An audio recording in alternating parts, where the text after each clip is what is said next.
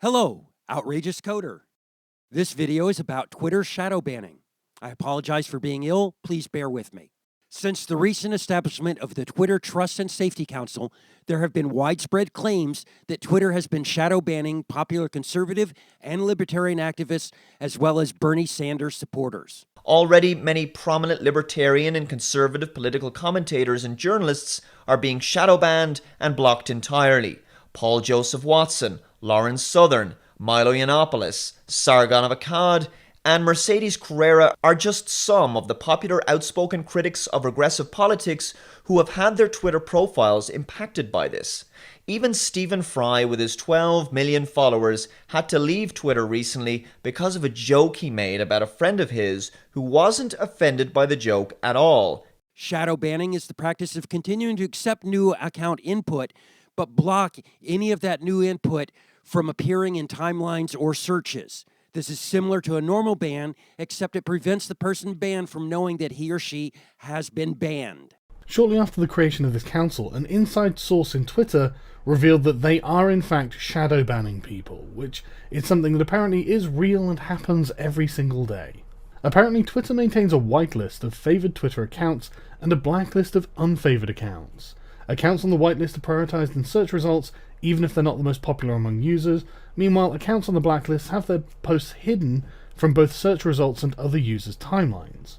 I proposed that it would be highly desirable to gather solid facts to clearly demonstrate whether or not Twitter is really imposing feminist censorship on its user base. It is true that Anita Sarkeesian, one of the leaders of the Twitter Trust and Safety Council, asked the United Nations to criminally outlaw asserting the falseness of a claim or the use of a mild criticism common among 2-year-olds.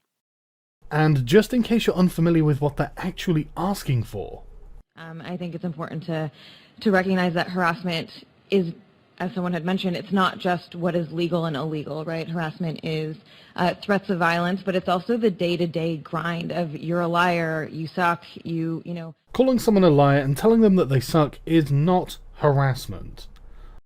Anyone who can afford web hosting, an SSL security certificate, and a mobile phone account could easily use OAuth and JSON to gather all the pertinent data using Twitter's REST and streaming APIs.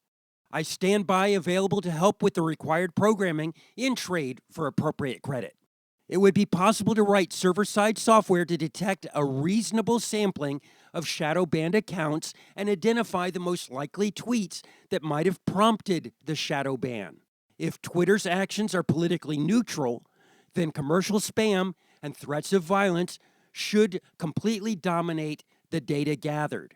If, on the other hand, there is a substantial percentage of political speech that results in shadow bans and a corresponding lack of shadow bans for those using similar language on the opposing political side, then the data will confirm political censorship. I understand that in politics, truth is determined by whoever shouts the loudest, and that in capitalism, truth is determined by whoever has the most money. I strongly propose that we use mathematics to determine an independent, objective truth.